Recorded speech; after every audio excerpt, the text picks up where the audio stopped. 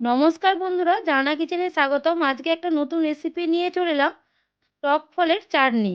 কিভাবে খুব সহজেই বাড়িতে বানাবেন সেটাই আজকে দেখাবো। এইগুলো টক ফলের যে গায়ের খোসা, সেইগুলো এগুলো টক ফল যাকে বলে, বীজটা বাদ দিয়ে গায়ের এই খোসাগুলো ছাড়িয়ে নিয়েছি। একটা মামাদের বাগানে হয়েছিল, মামা আমাকে এটা দিয়েছিল, তাই এই চাটনিটা আজ বাড়িতে খুব সহজেই বানিয়ে দেখাবো।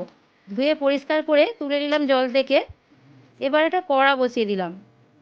কড়ার মধ্যে দিয়ে দিলাম সর্ষের তেল, আর দিলাম ফোড়নের জন্য শুকনো লঙ্কা 5 ফোড়ন। বেশ ভালো করে লাল লাল করে ভাজা হয়ে গেছে। এবার দিয়ে দিলাম টক ফলগুলো, দিয়ে সুন্দরভাবে নাড়াচাড়া করব। এই টক ফলটা যত ভালো করে রান্না হবে, একদম কালারটা তত ডিপ, একদম লাল হয়ে যাবে। আর লবণ দিয়ে একটু নাড়াচাড়া করলেই গলে যাবে। দিয়ে দেবো চিনি। চিনিটা পরিমাণে বেশি লাগবে, খুবই টক এটা। দিয়ে নাড়াচাড়া করে চাটনিটা রেডি হয়ে গেছে। দেখুন কত সুন্দর হয়েছে, একদম কালারটা দেখেছেন কত সুন্দর ডিপ, একদম লাল। আপনারাও খুব সহজে বাড়িতে বানিয়ে খেতে পারবেন। যদি ভালো লেগে থাকে লাইক, কমেন্ট, শেয়ার, সাবস্ক্রাইব করে দেবেন। নমস্কার বন্ধুরা।